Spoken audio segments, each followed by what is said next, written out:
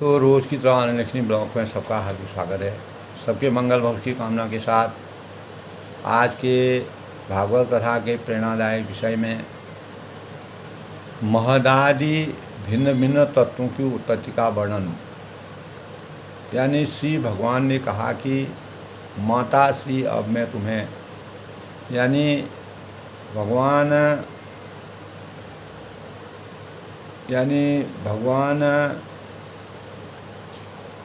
भगवान कपिल ने अपनी माता देवहूति से कहा, तो उन्होंने अपने माता देवहूति से कहा कि भिन्न भिन्न तत्वों की उत्पत्ति का वर्णन कैसे इस संसार में हो। तो भगवान ने कहा कि माता देवहूति अब मैं तुम्हें प्रकृति आदि सब तत्वों के अलग अलग लक्षण बतलाता हूँ, और देवहूति के गर्भ से पैदा हुए जो यानी कपिल भगवान थे, तो उन्होंने मनुष्य की प्रकृति के गुणों को से मानव को कैसे मुक्ति प्राप्त हो सकती है। आत्मदर्शन रूप ज्ञान ही पुरुष के मोक्ष का कारण है, और वही उसकी अहंकार रूप और हृदय ग्रंथि का छेदन करने वाला होता है। ऐसा पंडित जन कहते हैं, सुधी जन कहते हैं, ज्ञानी जन कहते हैं, विचारवान लोग कहते हैं। उस ज्ञान का मैं तुम्हारे आगे वर्णन करता हूँ। तब कल के प्रसंग में देवहूति का प्रश्न का भगवान कपिल ने किस प्रकार से उत्तर दिया, भक्ति योग की महिमा का कैसे वर्णन किया, तो इस संबंध में मैत्री जी विदुर जी से कहते हैं कि पिता के वन में चले जाने के पश्चात, यानी कर्दम ऋषि जब वन में चले गए, तो भगवान कपिल ने माता देवहूति का प्रिय करने की इच्छा से बिंदुसार तीर्थ में रहने लगी। देवहूति भगवान कपिल से प्रश्न करती है कि हे प्रभु, मेरी स्थिति बड़ी खराब हो रही है, और ये जो 10 इंद्रियां हैं, 10 इंद्रियां हैं और 5 ज्ञानेंद्रियां हैं, यह मुझे अपनी ओर खींच रही है, और इनकी विषय लालसा से मैं यानी ऊब गई, और इनकी जो इच्छा पूरी करते करते घोर अंधकार में मैं पड़ी हूँ। इस देह गेह में जो मेरापन है, इस मोह को मैं कैसे दूर करूँ। तो आप अपने भक्तों के संसार रूपी वृक्ष के लिए कुठार के समान है, कृपया आप मुझे बतलाइए कि जीव के बंधन और मोक्ष का कारण क्या है। देवहूति ने कहा। इस प्रकार माता देवहूति ने जो प्रश्न किया वह साधारण लोगों के लिए मोक्ष की प्रति अनुराग उत्पन्न करने वाला था। इसे सुनकर कपिल भगवान ने कहा कि माता, यह मेरा निश्चय है कि आध्यात्म योग ही मनुष्य के कल्याण का एकमात्र सहारा है। जहाँ दुख और सुख की सर्वथा निवृत्ति होकर आनंद ही आनंद, परमानंद की प्राप्ति होती है। इस जीव के बंधन और मोक्ष का कारण मन है, और विषयों में आश्वत होने पर यह मन जो है बंधन का हेतु होता है, और परमात्मा में अनुरक्त होने पर वही मोक्ष का कारण बनता है। तो जब अब प्रश्न यह उठता है कि हमारा मन तो पूर्ण तरह से यानी संसार में फंसा हुआ है, सांसारिक भौतिक आसक्तियों में फंसा हुआ है।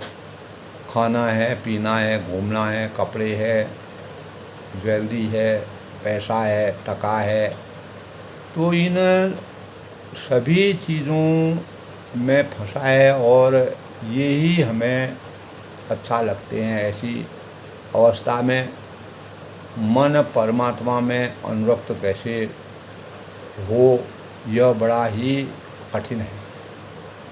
कैसे इस मन को संसारी विषयों से, भौतिक आसक्तियों से हटाकर भगवान के ध्यान में लगाएं, ताकि इस जन्म मृत्यु के बंधन से हम हमेशा के लिए छुटकारा हमें मिल जाए। तो कैसे संसार में दैहिक भौतिक तापों से निकलकर हम भगवान के शील चरणों में का अनुसरण करें। तो कपिल भगवान आगे कह रहे हैं कि विवेकी जो जन होते हैं, जो विवेक का इस्तेमाल करते हैं, बुद्धि और विद्या ज्ञान से विवेक की प्राप्ति होती है। तो राजा यानी विवेकी जन जो होते हैं, उनकी संज्ञा जो है आसक्ति होने से ही आत्मा का बंधन मानते हैं।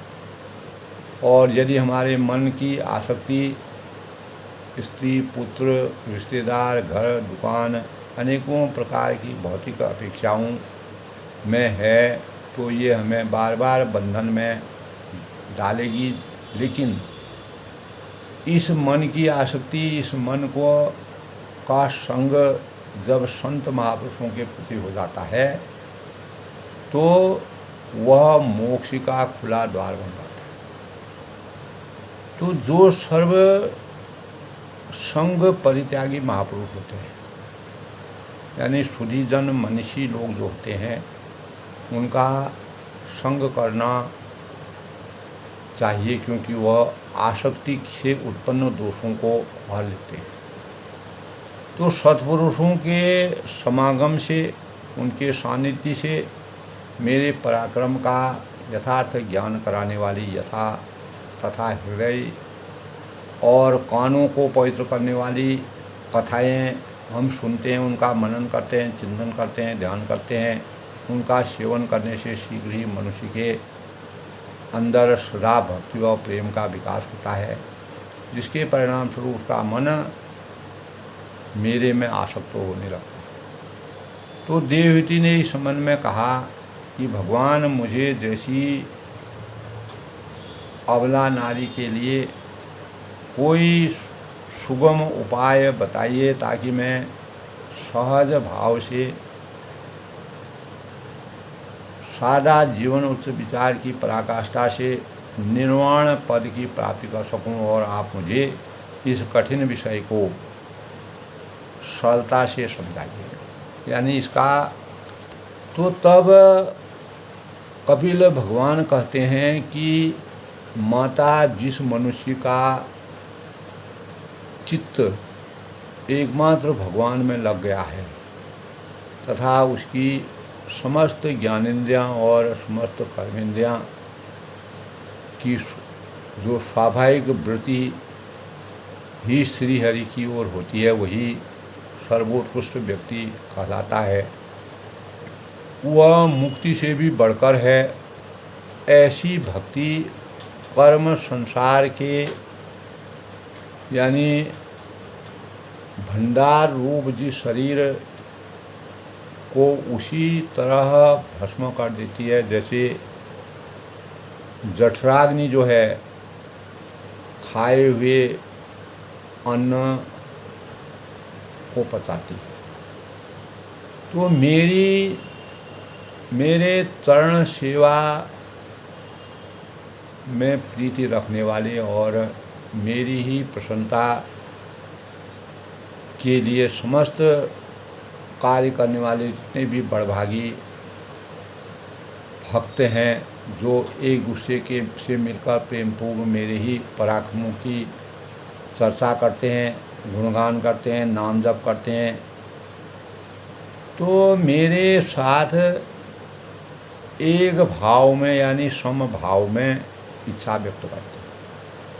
तो जिनका एकमात्र मैं ही प्रिय आत्मा, पुत्र, मित्र, गुरु, सुहृद और इष्ट देव हूँ, तो वे मेरे ही आश्रम में रहने वाले भक्तजनों और शांतिमय वैकुंठ धाम में पहुंचकर किसी प्रकार की इन दिव्य भावों से रहित नहीं होते और नहीं उन्हें मेरा काल चक्र ही यानी ग्रस सकता है। तो तब उन्होंने कहा कि ये माता, जो लोग इहलोक और परलोक में साथ जाने वाले वासनामय लिंग देह को तथा शरीर के से संबंध रखने वाले, जो मन, पशु, रिश्तेदार, घर और अन्य संग्रहों को छोड़कर अनन्य भक्ति से सब प्रकार मेरा ही भजन करते हैं, कीर्तन करते हैं, नाम जाप करते हैं, उनसे मृत्यु रूप संसार सागर से पार, उनको मैं संसार के मृत्यु यानी मृत्यु रूप संसार सागर से पार कर दूँ। संसार में मनुष्य के लिए सबसे बड़ी कल्याण प्राप्ति यही है कि उसका चित्त तीव्र भक्ति योग के द्वारा मुझ में लगकर स्थित हो। तो मन को भगवान में लगाने का सबसे आसान तरीका सत्संग है। गुरु भगवान के सामने बैठकर परमात्मा की दिव्य लीलाओं का दर्शन करना, उनका आस्वादन करना, उनका रसास्वादन करें। क्योंकि भगवान के बारे में जब तक जानकारी नहीं होगी तब तक मन हमारा ठगा हुआ जहर लगे। तो गुरु ब्रह्मा गुरु विष्णु गुरु देवो महेश्वर गुरु साक्षात परब्रह्म तस्मै श्री गुरु। तो जाने बिना न होई प्रतीति, बिना प्रतीति हो ही नहीं पाती। अर्थात बिना जानकारी के परमात्मा को नहीं समझ सकते हैं। इसीलिए सत्संग में ज़रूर जाना चाहिए। सत माने अविनाशी परमात्मा का जो संग होता है, जो संग करा दे उसी का नाम सत्संग है। और सत्संग से मन और धीरे धीरे कृष्ण चरणों में लगेगा, भगवान कृष्ण में रमेगा और मुक्ति की ओर अग्रसर होगा। अर्थ धर्म काम मोक्ष की प्राप्ति होगी। तो परमात्मा के चरणों का जो नित्य चिंतन करना और भगवान के चरण वज्र अंकुश ध्वजा और कमल के मंगलमयी चिन्हों से युक्त है, इनका ध्यान करने की बात कपिल भगवान ने उसी चिपकी यानी कपिल भगवान ने क्यों कही? क्योंकि जन्म जन्मांतर की वासना की गहरी जो हमारे चित्त में चिपकी हुई है, कर्मों की गठरी चित्त में चिपकी हुई है, जब भी कृष्ण के चरणों का चिंतन करेंगे तो कृष्ण पहले अपने चरणों को चित्त में स्थापित करेंगे, तो उनके चरणों के ध्वजा अंकुश वज्र के द्वारा ये पाप की गठरी कट कर हट जाएगी, पूर्ण रूप से समाप्त हो जाएगी और हमारा चित्त निर्मल पवित्र हो जाएगा। तो एक साधारण व्यक्ति ही भी हमारे घर आता है, जो वह चाहता है उसे शुद्धि मिले, पवित्रता मिले, वातावरण अच्छा मिले, तो परमात्मा को हम हृदय रूपी घर में बिठाना चाहते हैं और उसमें काम आदि गंदगी नहीं होती है, तो क्या परमात्मा आएंगे? इसीलिए पहले उनके चरणों का चिंतन करो और घुटनों का चिंतन करें, भगवान के कटी प्रदेश का चिंतन करें, नाभि का चिंतन करें और धीरे धीरे गोविंद के मुखारविंद का चिंतन करें। तो माता जी मैं साक्षात भगवान हूँ। देवहूति से कहते हैं, कपिल भगवान कहते हैं कि प्रकृति और पुरुष का भी प्रभु है तथा समस्त प्राणियों का आत्मा हूँ और मेरे सिवा और इस संसार महानाट्यशाला में किसी का आश्रय लेने से मृत्युंजयी महाशय से यह वायु चलती है, मेरे भय से सूर्य तपता है, इंद्र वर्षा करता है और अग्नि जलती है तथा मृत्यु अपने कार्य में प्रवृत्त होता है। तो योगी जन जो श्रुति जन होते हैं तथा मृत्यु अपने कार्य, योगी जन जो होते हैं, मनीषी जो होते हैं, बुद्धिजीवी जो होते हैं, ऋषि मुनि जो होते हैं, जो ज्ञान के पिपासु होते हैं, ज्ञान वैराग्य मुक्त शक्ति योग के द्वारा शांति प्राप्त करने के लिए मेरे निर्भय चरण कमलों का आश्रय लेते हैं। संसार में मनुष्य के लिए सबसे बड़ी कल्याण प्राप्ति यही है कि उसका चित्त तीव्र भक्ति योग के द्वारा मुझ में लगाकर स्थिर हो जाए। भगवान की सामर्थ्य में अगर वह चला जाता है तो महदादि भिन्न भिन्न तत्वों की उत्पत्ति का वर्णन आज के प्रसंग में है। श्री भगवान ने इस संबंध में कहा कि माता देवहूति, अब मैं तुम्हें प्रकृति आदि, जब मैंने पूरे भगवान के बारे में तुमको पूरा ज्ञान कराया और आपके प्रश्न का उत्तर दिया, सब तत्वों से अलग अलग लक्षण बताता हूँ। इन्हें जानकर मनुष्य प्रकृति के गुणों से मुक्त हो जाता है। अर्थात आत्मदर्शन रूप ज्ञान ही पुरुष के मोक्ष का कारण है और वही उसकी अहंकार रूप हृदय ग्रंथि का छेदन करने वाला है। ऐसा पंडित जन कहते हैं, शुद्धि जन कहते हैं, मनीषी कहते हैं, विचारवान कहते हैं। उस ज्ञान का मैं तुम्हारे आगे वर्णन करता हूँ। तब कपिल भगवान ने देवहूति माता से उसका ज्ञान कराया कि सृष्टि के आरंभ में, आरंभ काल के प्रभाव से प्रकृति के गुणों में क्षोभ होता है और तभी तीनों गुण पृथक हो जाते हैं। अर्थात शुभित प्रकृति में जब भगवान वीर या चित्त शक्ति का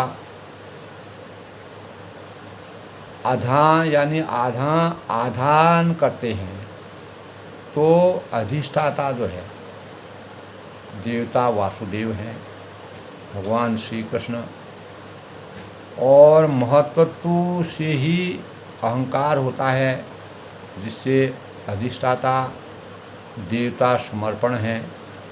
यह अहंकार यानी सात्विक, राजस और तामस तीन जो गुण होते हैं, भेद से तीन प्रकार का है। सात्विक अहंकार से मन की उत्पत्ति होती है, मन में स्वच्छता प्राप्त होती है जिससे अधिष्ठाता देवता अनिरुद्ध है। और राजस अहंकार से बुद्धि उत्पन्न हुई है जिससे अधिष्ठाता देवता प्रद्युम्न है। यही अंतःकरण चतुष्टय के भेद हैं। चित्त दर्पण स्वरूप कहा जाता है, वही प्रतिबिंब यानी ग्रहण करता है। तो मन स्व संकल्प विकल्प करता है, बुद्धि निश्चय करती है कि अहंकार अभिमान करता है, अंतःकरण चतुष्टय के यही धर्म है। तो 24 तत्वों से यानी 24 तत्वों से अंड की रचना हुई जो जो 7 आवरणों की से युक्त होती है। पहला आवरण पृथ्वी का है और इससे 10 गुना जल का, पृथ्वी से जल 10 गुना ज़्यादा है जल से, और 50 गुना रोज का तेज से, और 10 गुना वायु, वायु से 10 गुना आकाश, और आकाश से 10 गुना अहंकार, अहंकार से 10 गुना महत्त्व का आचरण। तो दोस्तों, 8वां आवरण प्रकृति का है। यह आवरण अनंत है, इसका न आदि है न अंत है। तो यह अर्ध तन खंड बहुत दिनों तक, यानी अचेतन अंड जो है बहुत दिनों तक जल में पड़ा रहता है, अचेतन अवस्था में, जिसमें विराट पुरुष के ने प्रविष्ट होकर इंद्रियों के जो छेद हैं की रचना की, और अधिष्ठाता देवताओं ने अपने अपने स्थानों में प्रविष्ट होकर उसे उठाने की चेष्टा की, किंतु वह नहीं उठा। इसी प्रकार सत और तत् देवताएं, यानी तत्त तब देवताओं ने, तत्त इंद्रियों ने इंद्रियों के साथ तत्त स्थानों में प्रवेश किया, उतने स्थानों पर प्रवेश किया, किंतु विराट नहीं उठा, सोया ही रहा। चित्त के अधिष्ठाता क्षेत्रज्ञ ने बिना चित्त शक्ति के साथ जब हृदय में प्रवेश किया, तब विराट पुरुष जल से उठ खड़ा हुआ। जब चित्त शक्ति के साथ जब हृदय में प्रवेश चित्त ने किया, तब विराट पुरुष जल से उठ खड़ा हुआ, और तभी से उसकी संज्ञा ब्रह्मांड। तो जिस प्रकार इस लोक में प्राण है, इंद्रिय है, मन है और बुद्धि है आदि चित्त के अधिष्ठाता क्षेत्रज्ञ की सहायता के बिना सोए हुए प्राणी को अपने बल से नहीं उठा सकते, उसी प्रकार विराट पुरुष को ही क्षेत्रज्ञ परमात्मा के बिना नहीं उठा सकता। अतः शक्ति जो होती है, शक्ति जो है वह वैराग्य और चित्त की एकाग्रता से प्रकट हुए ज्ञान के द्वारा उस अंतर आत्मस्वरूप क्षेत्रज्ञ को इस शरीर में स्थित जो जानकार हैं उसका चिंतन करना चाहिए। जब तक हम उसका चिंतन नहीं करेंगे, वैराग्य और चित्त की एकाग्रता से प्रकट हुए ज्ञान के द्वारा उस अंतर आत्मस्वरूप क्षेत्रज्ञ, अंतर आत्मस्वरूप क्षेत्रज्ञ को इस शरीर में स्थित जो जानकार है उसका चिंतन करते हैं, ध्यान करते हैं, मनन करते हैं, तो तभी यानी श्री भगवान ने माता देवहूति के महदादि भिन्न भिन्न तत्वों की उत्पत्ति का वर्णन कपिल देव भगवान ने माता देवहूति को कराए, जिसके परिणाम स्वरूप सृष्टि के आरंभ में काल के प्रभाव से प्रकृति के गुणों में क्षोभ होता है और तभी तीनों गुण पृथक हो जाते हैं।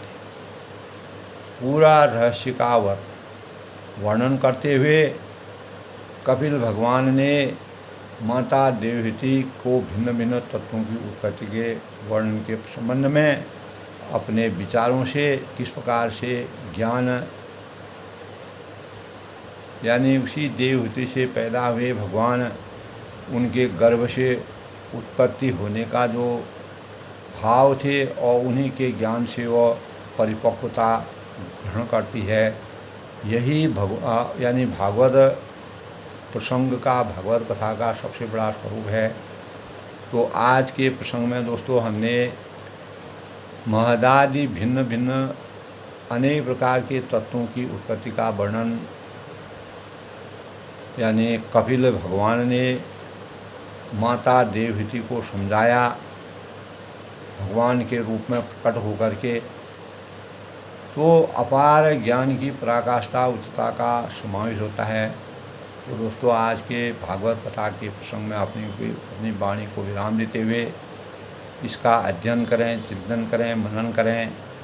अपार ज्ञान की प्राप्ति होगी और सृष्टि के आरंभ में काल के प्रभाव से प्रकृति के गुणों में क्षोभ होता है और तभी तीनों गुण पृथक हो जाते हैं।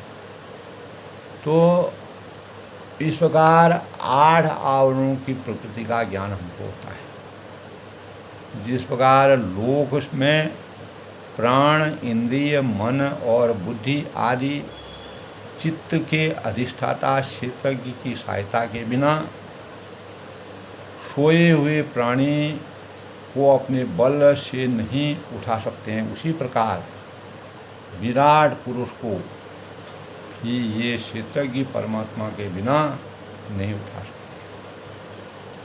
तो अपनी वाणी को विराम देते हुए मैं सबके मंगल भविष्य की कामना करता हूँ। अधिक से अधिक लोग शेयर करें, लाइक करें, सब्सक्राइब करें और भागवत कथा के रहस्य को सुने, ध्यान केंद्रित करें। कल किसी दूसरे प्रसंग पे मिलते हैं। कल के प्रसंग में दोस्तों, कल के प्रसंग में प्रकृति पुरुष के विवेक से मोक्ष की प्राप्ति का वर्णन के विषय में हम चर्चा करेंगे। यानी प्रकृति पुरुष के विवेक से मोक्ष की प्राप्ति का, कैसे मोक्ष की प्राप्ति होती है, उसके बारे में हम अपना ज्ञानार्जन करेंगे। तब तक के लिए सबको मेरा नमस्कार, सबका अभिनंदन, सबका स्वागत।